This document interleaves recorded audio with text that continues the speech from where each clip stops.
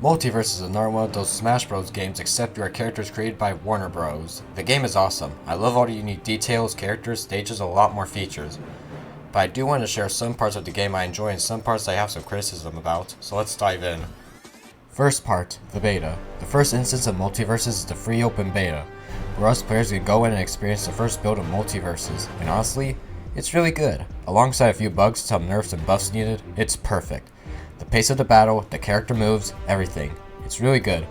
But on June 25th last year, they closed it, taking in all the feedback we gave them, and then after a lot of waiting, it's here.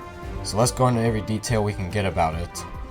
Our first change we can clearly see is the main menu, which looks a lot more cleaner than the beta version. This screen reminds me a lot about the Fortnite main menu, with your character in the middle and your other friends online on each side. On the bottom left we have a few options, from choose your character, the mode, and just entering the match. We have a few tabs on the top of the screen. I'm just going to go through these quickly to avoid making this video longer. Tab 1, choose and customize your fighter. Tab 2, the battle pass. Tab 3, events going on.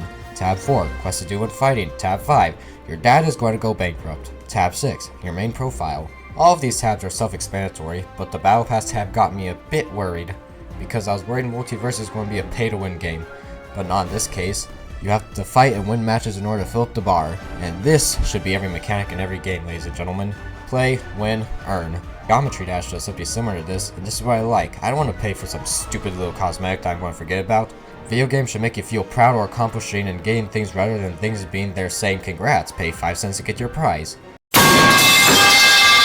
Anyways, there are now events. I didn't really play any events yet from the time writing this, but when I do get the chance, I hope to find events being as we play on certain stages and win this thing, or we can get miniature or shards or something to spend it on a random prize.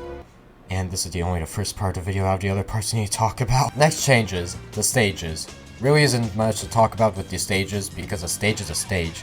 If you can land on it and fight on it, it's a stage.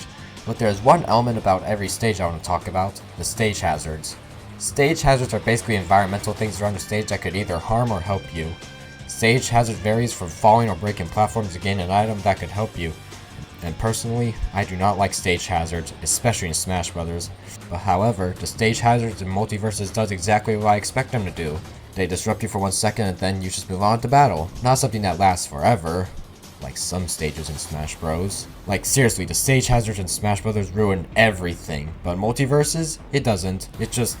You just get disrupted for 1 second and boom, you're back in the battle.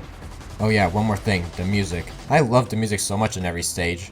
Each stage has either a new song or a custom remix. In fact, just roll the clip.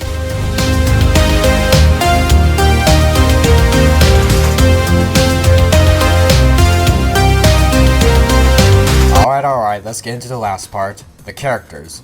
Now, I'm sorry for doing this, but no, I am not going through each individual change in every character, but instead, I know one change for every character, and it's that they all have a dash attack now, which is a fine improvement. I really don't like having to stop and manually attack or trigger a side special or something on accident, but one difference I really notice is the game pacing. You see, all the characters appear to be scaled up more, and honestly, the game feels more slower now. In the beta version, the game felt more sort of fast-paced in some places, but now the game feels like there are just more slower things, like slower running speed, slower attacks, and just slow everything. But as I played more, it kinda grew on me, since I realized that a slower pace could benefit so much, like you could stay in the air longer, or you could plan out your attacks more. I'm a Tom and Jerry main, and one thing I noticed is that they nerfed Jerry's flight speed when you slingshot him. And those type of changes may seem bad, but in reality it makes sense to fit the game pacing and the balancing of characters that shoot items. Many other people complain about the slowness of the game pacing, but to me, I think it's absolutely fine because the battle pace will pick up the further you fight in it. Well, that's everything about I need to say. Aside from some overpowered characters and some server issues, the game is awesome. That's pretty much all I have to say for this video. See you all later!